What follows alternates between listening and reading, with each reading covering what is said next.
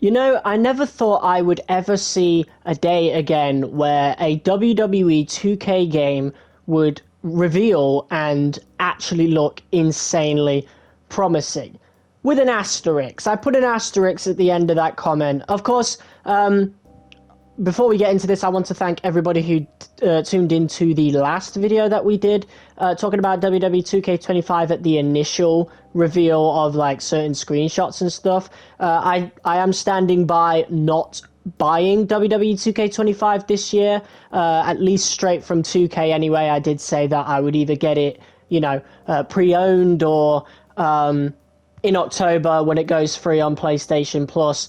But honestly, I probably might get it pre-owned because, we've got a lot of promising new features coming this year, which is crazy. You know, I genuinely, after the disappointment of 2K23 and 2K24, I genuinely was thinking that 2K22 might have been a fluke and that we will never get as much new content in a WWE game ever again. You know, it would be drip-fed to us year on year, just like it was for the last couple of years. So before I get into the stuff that I really want to talk about, let's talk about the stuff that I don't care too much for. And that, for one, is the thing that was revealed not too long ago, or at least leaked not too long ago, the island. For the first time in franchise history, step outside the ropes and onto the island for PS5 and Xbox Series X. Oh, so this is next-gen exclusive. In this immersive WWE-themed world, complete quests, take on challenges, compete in live events, and upgrade and customize your My Superstar through multiple storyline chapters. Fight to join the original tribal chief, Roman Reigns, at the head of the table. So that's interesting. The first thing I want to talk about is the fact that it is for next-gen, or should I say current-gen, only. So I wonder what the PS4 and Xbox One guys are going to get instead. That's really interesting, and I think this is a signal to maybe upgrade your console now, because clearly the franchise is now weaning people off, I'm guessing. It's on its way out. Not that it matters in the long run, because it is an online mode.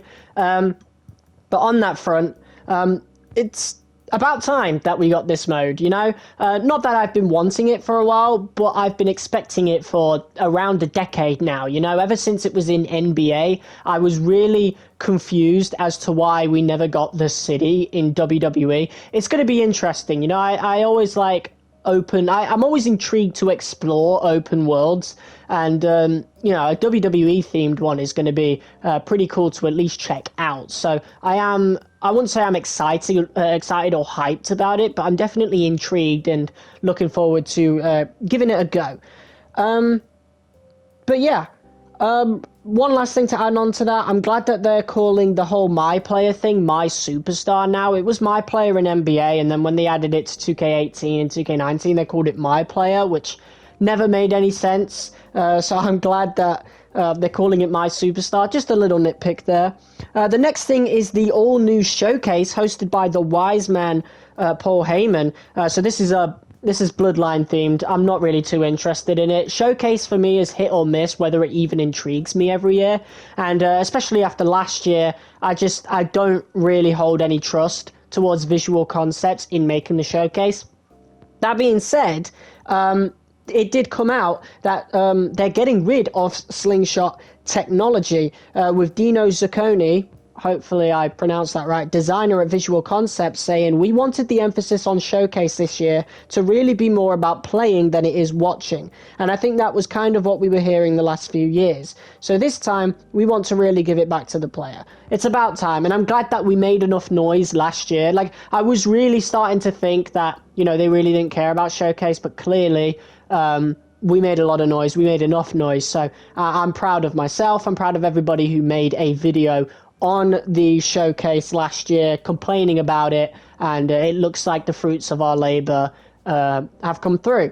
That being said, they've not gone full detail with it, so I'm not sure if it will be like the Ukes showcase modes where we actually have these in-game cutscenes showing pieces of the match. I'm not sure I trust Visual Concepts to go through that much effort, especially with all the other content that we've had this year, that we're getting this year. So honestly, I'm just expecting like a one-on-one match maybe, and still no commentary and copyright-free music in the background. But hey, at least we'll be able to play Showcase on YouTube now. So for those of y'all who care about that, good for you. That's going to be really good. Next thing is expanded gameplay. So we've got intergender wrestling.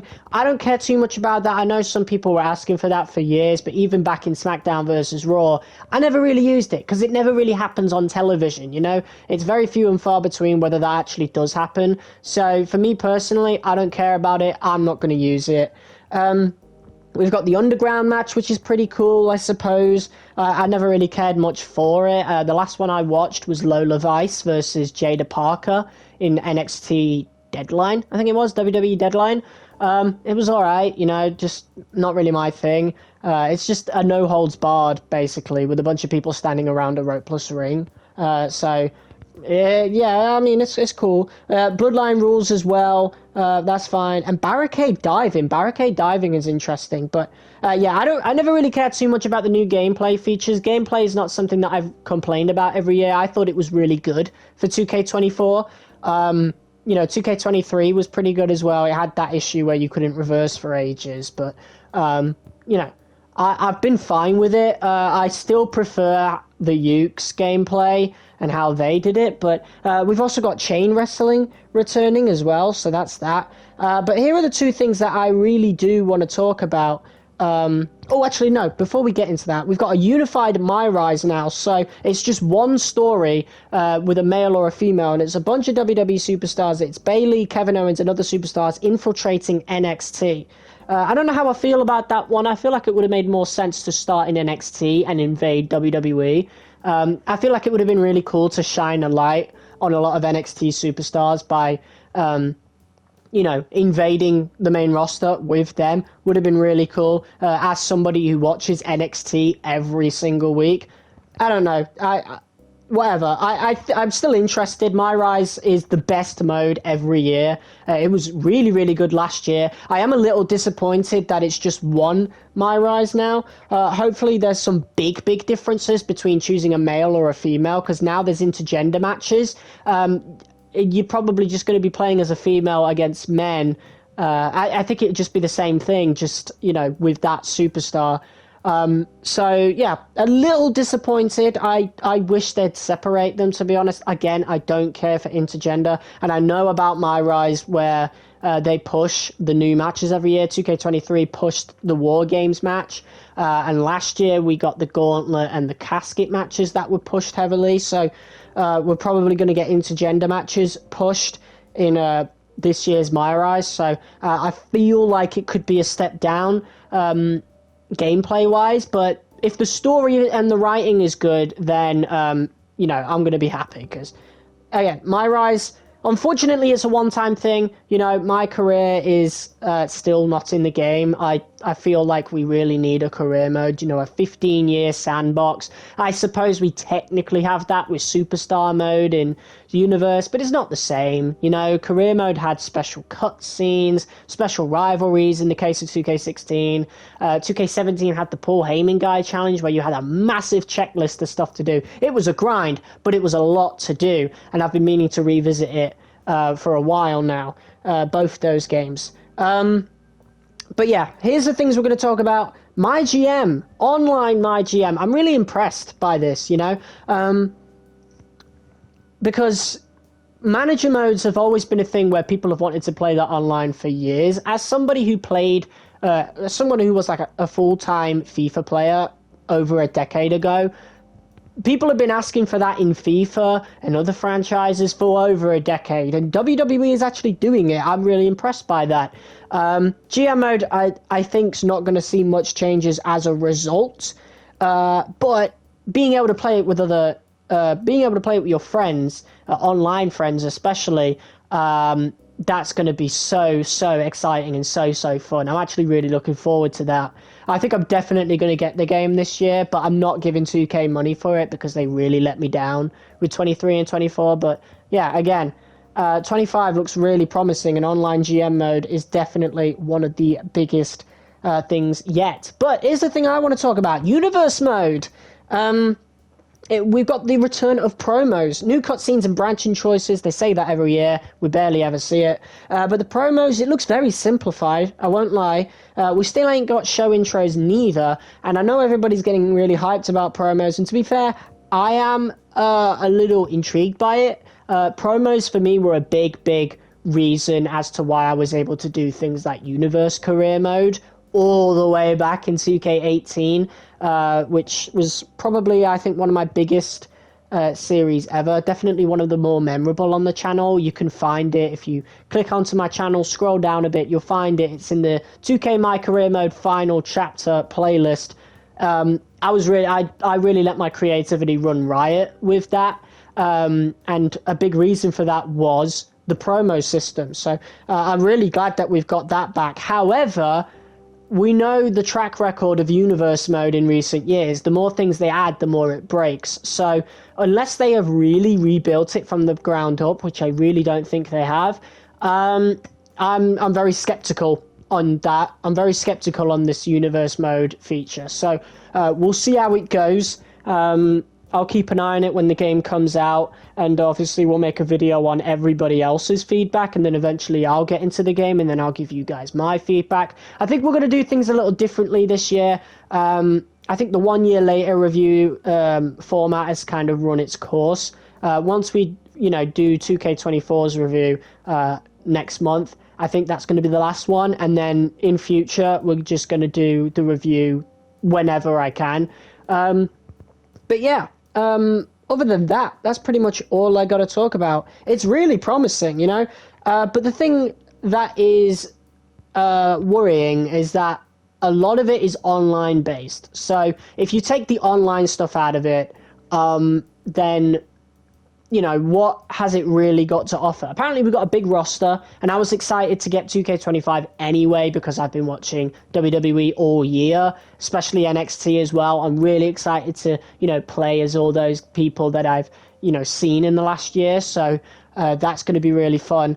But other than that, what is this game really offering outside of online modes? A lot of us are going to try the island at the very least, but a lot of us haven't even clicked on my faction just out of spite, just out of just how we feel about having an ultimate team style mode in our WWE game. I've clicked on my faction maybe once, and that was only to see the unlockables that I got in My Rise. I think that's awful. And with the island, they're going to flood it with microtransactions, because if you know anything about NBA and those games, they don't like the city. They absolutely hate the city. They think it ruins the game. And I feel like it could end up that very same way in WWE. But I'll give props to Visual Concepts, Online My GM, bringing back promos. I won't give them props for that because, I'm really skeptical on it. But Online My GM is really, really interesting. But other than that,